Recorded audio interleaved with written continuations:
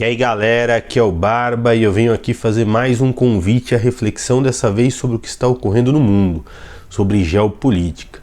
Venho trazer aqui uma reflexão sobre o surgimento do mundo multipolar.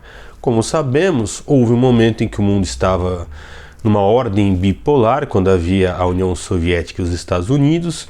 Em seguida, com a queda da União Soviética, vivemos o império dos Estados Unidos, o mundo unipolar. E agora, com o crescimento da China e do BRICS, dizem que estamos entrando, numa era do mundo multipolar.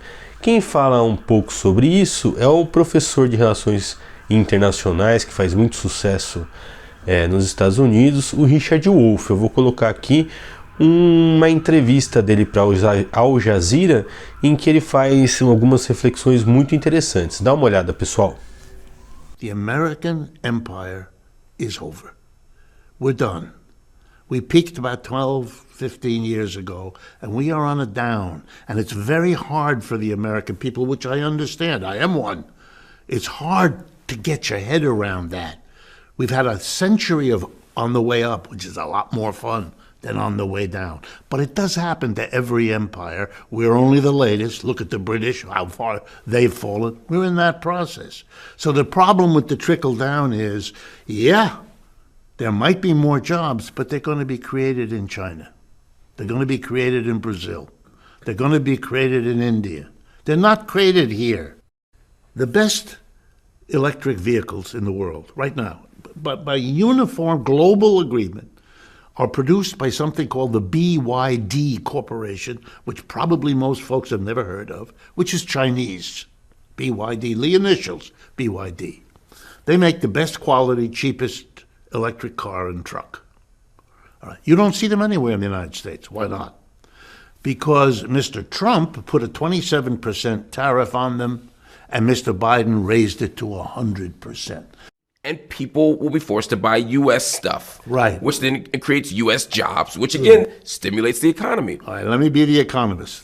Okay? That's good for the Tesla company, which I'm sure is purely coincidental, and GM and Ford and the others. Good.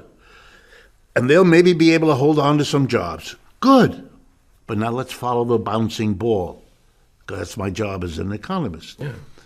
Everywhere else in the world, every company in Asia, Africa, Latin America that competes with an American company that has to buy a truck as part of its business will go to China and buy the best truck at the lowest price, $30,000, the best truck. No American company that competes with them will do that. And you know what that means? Those companies will be able to charge a lower price because they have better inputs than the American company, which doesn't. In the long run, that will lose Americans' jobs left and right as they're outcompeted by all the rest of the world that can go and buy, and is buying, BYD trucks. If you go to Europe right now and you go on the auto routes all over Europe, you'll see BYD cars and trucks. America is shooting itself in the foot.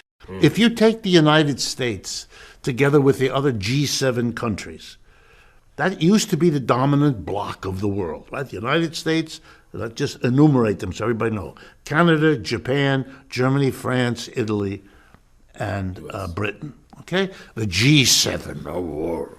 And I'm going to add up all the GDP, gross domestic product, total output of goods and services of all of those 7 countries, U.S. and its major allies.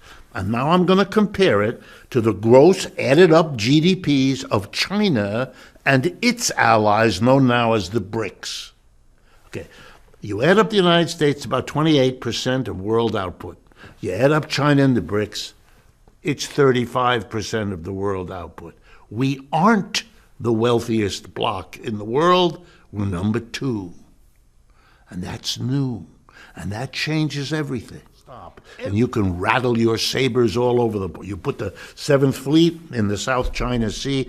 Isn't going to change that. You've got to come to terms with that, but we are led by people who don't want to do that, because nobody wants to be the politician who has to explain to the people it's over.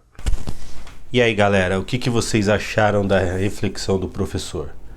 Interessante? Bora pensar juntos sobre esse assunto? Escreve aí nos comentários a opinião de vocês, se vocês acham que realmente vamos entrar numa era multipolar ou não, e por quê, e vamos estabelecer diálogos. Muito obrigado por assistir mais um vídeo e até a próxima, pessoal.